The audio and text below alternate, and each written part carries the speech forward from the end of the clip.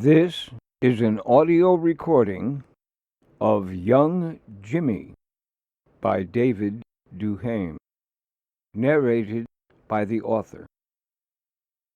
Author's note: there was no intelligence, artificial or otherwise, used in the making of this audio presentation. I was working the night shift in those years. I would come on at 7:30 and work until 4 a.m., at which time I would lock the gate and jump on the B-54 bus to the all-night diner on Broadway. Sometimes I would pull a double.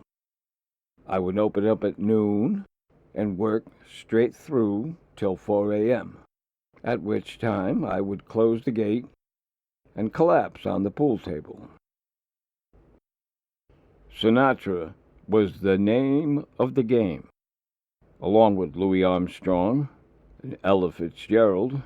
Throw in some Louis Prima and Keely Smith, and the joint would really jump. Young Jimmy would stop in on Saturday nights around 10 o'clock. He would have a drink and wait for his turn at the pool table. Some nights he shot quite well and would hold the table for several rounds.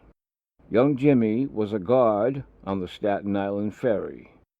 They collected about 30 knives a week. While Jimmy was not the sharpest knife in the drawer, he was by no means stupid. Knowing his limitations, he was a very careful man. One night he asked me for some advice. He knew I had a certain amount of experience in real estate matters, and the respect he paid me just for asking my help was very gratifying. It seems his family was from Bridgeport, Connecticut, where they owned a 3-family house.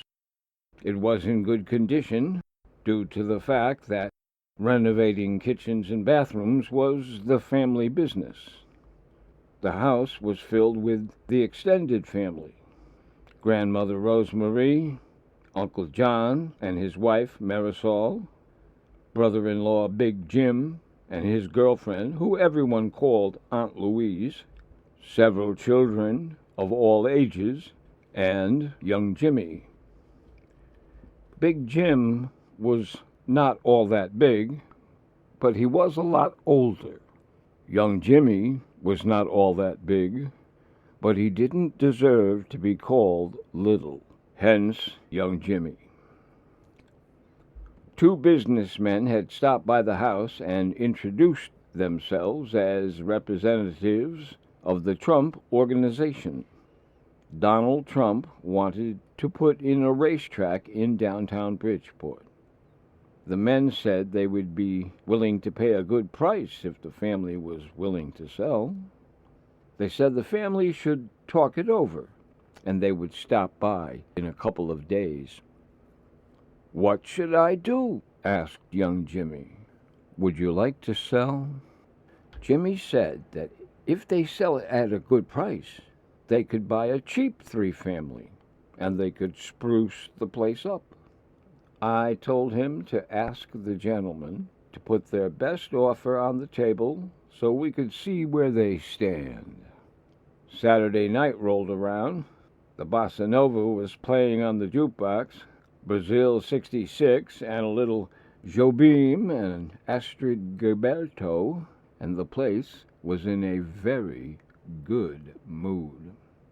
You'd be surprised how many young women confided in me that their mother was Brazilian and played the bossa nova at home. "Welcome home," I'd say. 10 o'clock rolled around and young Jimmy took his seat at the bar. He looked like a man with a story to tell. I motioned him down to the end of the bar where we could talk in confidence. I asked him if there were any new developments. He said the 2 businessmen stopped by and sat with the family in the living room. They asked if the family had come to a decision regarding the sale. Young Jimmy spoke for the family when he said, We want you to put your best foot forward so we can see where things stand." The two men looked a little sheepish when they admitted they did not have the power to make an offer on the house. Only Mr. Trump was allowed to make an offer. They assured the family that if they could come to a decision on the price, Mr. Trump would respond to their offer within a matter of days. Young Jimmy said the family would need some time to discuss the matter. So that's how the businessmen left it, saying they would return in a few days. "What should we do?" asked Jimmy. I instructed him to take photographs of those kitchens and bathrooms, and then I told him to go to the stationery store and buy a pad of blank lease forms.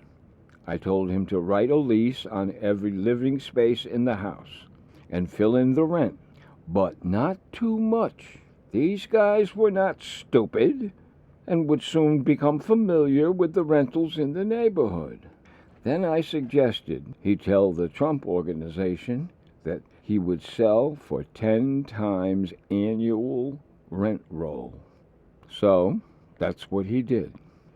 2 weeks later, he stopped by on Saturday night and sat at the bar. He had a smile on his face. He told me they had agreed to buy the house at 10 times rent roll. They were used to dealing in the range of 15 to 20 times rent roll. It pleased me no end that young Jimmy consulted with me. His family purchased a 3-family house in the same neighborhood for 3.5 times rent roll, and immediately started to renovate the kitchens and bathrooms. I believe they are still living there today. Donald never did build that racetrack.